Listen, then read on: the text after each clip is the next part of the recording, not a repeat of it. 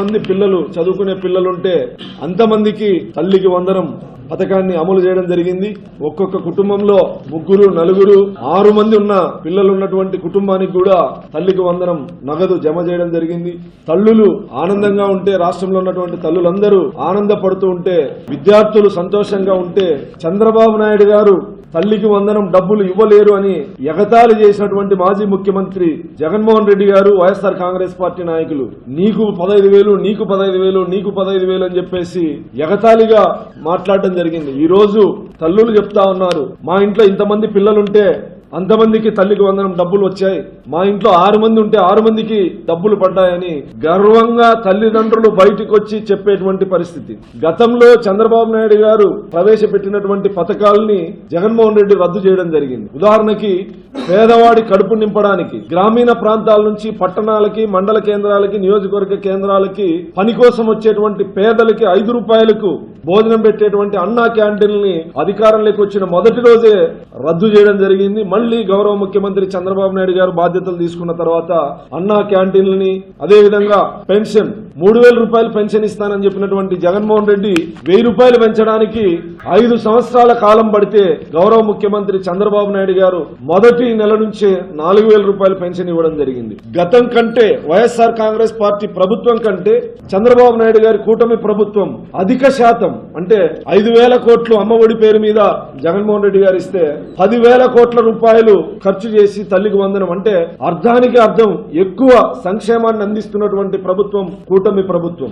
ఒకవైపు సంక్షేమం, మరొక వైపు అభివృద్ధి, 2 కళ్లుగా భావించి గతంలో విధ్వంసం జరిగితే, గతంలో అభివృద్ధిని ఆపేస్తే, గతంలో పారిశ్రామికవేత్తలను బెదిరించి పారిపోయేటట్టు చేస్తే, మళ్లీ ఈ ప్రభుత్వం ఎక్కడైతే విధ్వంసం జరిగిందో అక్కడి నుంచి పునర్నిర్మాణాన్ని ప్రారంభిస్తూ ఆపేసినటువంటి అమరావతి దగ్గర నుంచి విశాఖపట్నం, రాయలసీమ పరిశ్రమలు కావచ్చు, తాగునీటి ప్రాజెక్టులు కావచ్చు, సాగునీటి ప్రాజెక్టులు కావచ్చు, ఎక్కడైతే విధ్వంసం జరిగిందో అక్కడి నుంచి పునర్నిర్మాణం మరొక వైపు చేస్తూ, ఒకవైపు సంక్షేమంలో భారతదేశంలోనే ఆంధ్రప్రదేశ్ మొదటి స్థానంలో ఉంది. పెన్షన్ కావచ్చు, తల్లికి వందనం కావచ్చు, రేపు రాబోయే రైతు సుఖీభావ్ కావచ్చు, మహిళలకి ఉచిత ఆర్టీసీ సౌకర్యం కావచ్చు, ఇవన్నీ కూడా ఏదైతే చంద్రబాబు నాయుడు గారు చెప్పారో అవన్నీ కూడా తూచా తప్పకుండా పాటిస్తూ పేద ప్రజల కళ్లలో ఆనందం చూసే విధంగా సంక్షేమ ప్రభుత్వం ఇది.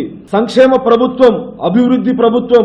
కక్ష సాధింపులకు పోకుండా, గత ముఖ్యమంత్రి ప్రవేశపెట్టినటివి ఆపకుండా, ప్రజలకు ఉపయోగకరం అనుకుంటే వాటిని కొనసాగించే విధంగా చంద్రబాబు గారి నిర్ణయాలుంటే, లోకేష్ గారి మీద అభాండాలు వేస్తూ, లోకేష్ గారి మీద అవినీతి ఆరోపణలు చేస్తూ, తల్లికి వందనంలో 2,000 రూపాయలు లోకేష్ గారి జోబులోకి వెళ్ళాయి, అకౌంట్లోకి వెళ్ళాయని చెప్పేసి అవాస్తవాల్ని, అంటే ఆంధ్రప్రదేశ్ లో ప్రజలు ఆనందంగా సుఖంగా ఉండి హర్షాన్ని వ్యక్తం చేస్తా ఉంటే జీర్ణించుకోలేనటువంటి జగన్మోహన్ రెడ్డి ఎక్కడో బెంగళూరులో కూర్చొని వీటి మీద ఆరోపణలు చేయడం అనేది చాలా దుర్మార్గం. ఏ లక్ష్యం కోసం తల్లికి వందనం కార్యక్రమాన్ని గౌరవ ముఖ్యమంత్రి గారు ప్రవేశపెట్టారో, ఆ రోజు చెప్పారో, ఆ లక్ష్యం కొనసాగే దిశగా ఆ లక్ష్యాన్ని పూర్తి చేసే విధంగా తల్లికి వందనం కార్యక్రమం ఉంది. రేపు రైతు సుఖీభావం కూడా 22, 23 తారీఖుల లోపల రైతుల అకౌంట్లలో కూడా డబ్బులు వేసేటువంటి పరిస్థితి. ఇంత భారీగా నగదు లబ్ధిదారుల అకౌంట్లోకి జమ చేసినటువంటి ప్రభుత్వం గతంలో లేదు, భారతదేశంలో ఎక్కడా లేదు. అంటే ఇచ్చిన మాటకు కట్టుబడి, ఆర్థిక లోటుపాట్లు ఉన్నప్పటికీ ఏదైతే మాట ఇచ్చాడో ఆ మాట కట్టుబడి ఈ రోజు కొనసాగించే విధంగా స్కూళ్లు ప్రారంభమయ్యే రోజు ఏ తల్లిదండ్రులు కూడా పేదరికంతో ఉన్నటువంటి తల్లిదండ్రులు పిల్లలు చదివించేందుకు ఇబ్బంది పడకూడదు, కష్టపడకూడదని స్కూళ్లు ప్రారంభించిన రోజే తల్లికి వందనం నగదు జమ చేయడం అనేది చంద్రబాబు గారికి, కూటమి ప్రభుత్వానికి, లోకేష్ గారికి విద్యార్థుల పట్ల, విద్యార్థుల తల్లిదండ్రుల పట్ల ఉన్నటువంటి చిత్తశుద్ధికి కారణం. గతంలో ఏ ప్రభుత్వం అయినా ప్రజల ఆర్థిక అభివృద్ధికి భరోసా కల్పించేది. అంటే ఆయా కార్పొరేషన్లో బడ్జెట్ పెట్టి ఆయా కార్పొరేషన్ ద్వారా ఆయా కులాల ఆర్థిక అభివృద్ధికి పాటుపడేది. ఈ గత ముఖ్యమంత్రి జగన్మోహన్ రెడ్డి గారు వచ్చిన తర్వాత కులాల కార్పొరేషన్లు పూర్తిగా నిర్వీర్యం చేయడం జరిగింది. మళ్లీ గౌరవ ముఖ్యమంత్రిగా చంద్రబాబు నాయుడు గారు బాధ్యతలు తీసుకున్న తర్వాత ఆయా కులాల కార్పొరేషన్లు బడ్జెట్ పెట్టి వాళ్ళ యొక్క ఆర్థిక అభివృద్ధికి